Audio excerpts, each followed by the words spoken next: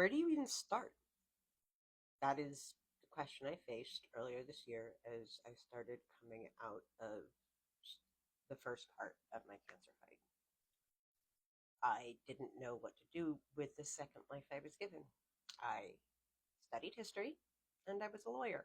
And everything I had learned had just kind of gone out the window thanks to the Supreme Court and, the Cheeto takeover.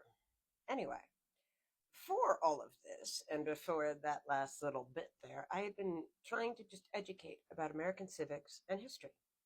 I'm still going to do that, but this is going to be a little different. This is going to be less graphics and plain explanation and more combo off the cuff kind of stuff. Because where we are right now is a very different place in history.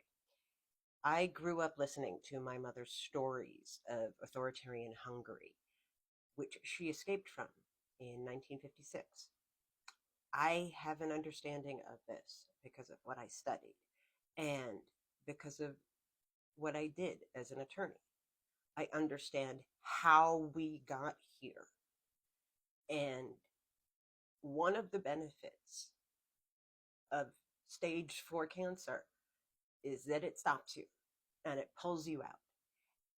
And you get to look around and really, really see things. And somebody with my education and background looked around and was just like, oh, fuck. Because what is happening right now is very predictable, or was at any rate, but it is entirely changeable. Nothing is set in stone, no matter how much the orange turd wants it to be. And the importance of that is people realizing their power, and they're not going to do that if they don't see how it was taken and see how we can fix things. Because the one thing that has been made abundantly clear is that we are not going to save ourselves if we do not have a positive vision of the future, if we do not have something to fight for instead of fight against. And what we need to fight for is a realization of the propaganda. I want equal justice for all. I want everything that we were promised in the Constitution and have thus far failed to deliver. If it needs a second restatement of the Constitution, so be it. One that makes housing and electricity and food and water a human right. One that makes climate protection a necessary national responsibility. These are things that we as a citizenry can have if we put our minds to it. My God, look at the taste of power we just got with the mouse and their stupidity. But we need to know how we got here. And it is a weird mix of facts and law and psychodrama that going to the rule of law was ultimately trying to remove us from. We were tired of living at the whims of a few crazy people. And yet, 249 years later, we find ourselves back in that situation. Even the robber barons of yesteryear did not fuck with the civil service. Granted, it was smaller, but they didn't do that because they actually believed in freedom. They didn't want a king telling them what to do. We are in a very different time now. And so we have to learn new things and new ways of thinking. The principal lesson, we are in a war of words. Sounds simple, easy, something you can shrug off. But words shape our reality. MAGA and the conservatives have been shaping our reality with their words, their meanings for decades. Let's take criminals that they wanted to round up.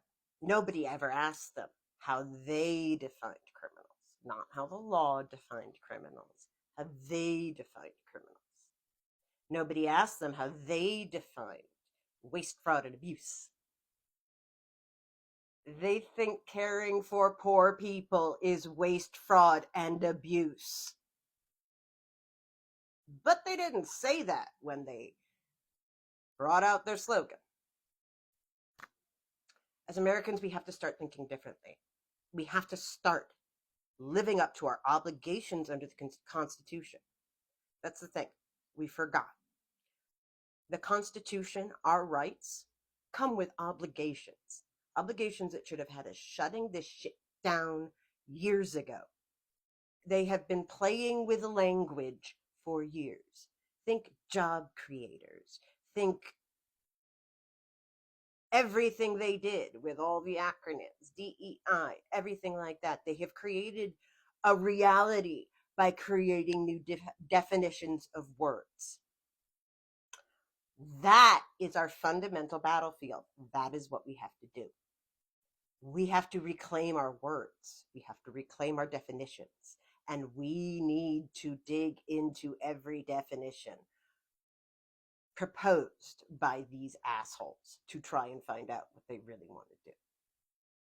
We know what they want to do, but we still need to make them squirm about it. And we have to fight it every step of the way because I don't believe they can win.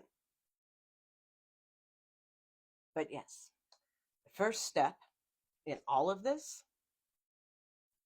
is realizing that we have to start winning this war of words.